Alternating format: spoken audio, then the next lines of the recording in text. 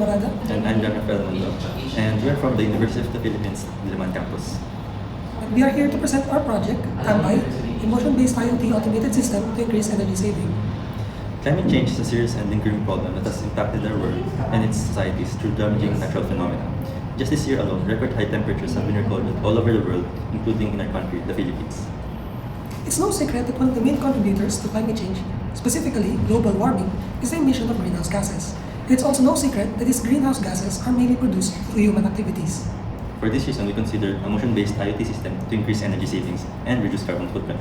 This project aims to reduce consumption by utilizing different sensors to detect presence and if appropriate conditions are met. Additionally, we have chosen two output methods for our project: a relay-controlled AC outlet and a PWM-controlled DC input inside.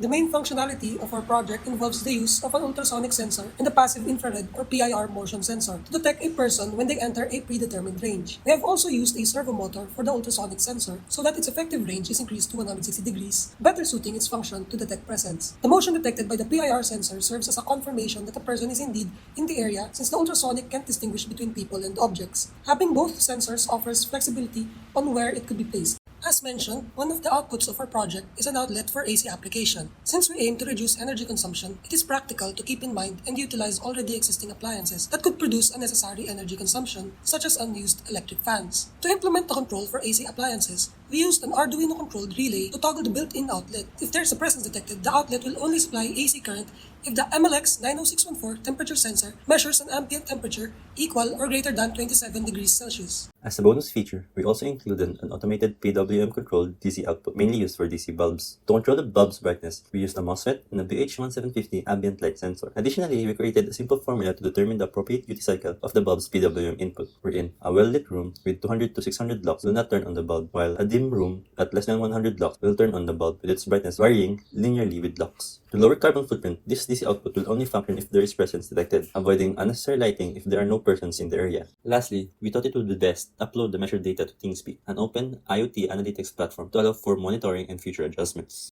Now, we want to talk about the main challenge that we faced in this project, figuring out whether the detected presence was a passerby or not, since we only aim to detect semi-permanent occupancy within the predetermined area. To overcome this challenge, we developed a simple condition-based algorithm that creates a buffer period by having an intermediate state instead of only having an on and off state. State 0 is the initial or off state, wherein there is no presence. Then, state 1 is the intermediate state and will be triggered when the ultrasonic and PIR sensors detect presence, but the outputs will remain off. Lastly, state 2, or the on state, will only be triggered during state 1 when the ultrasonic or PIR sensor still detects presence within the buffer period of 3 seconds. In this way, passers-by can only trigger state 1 and not trigger outputs.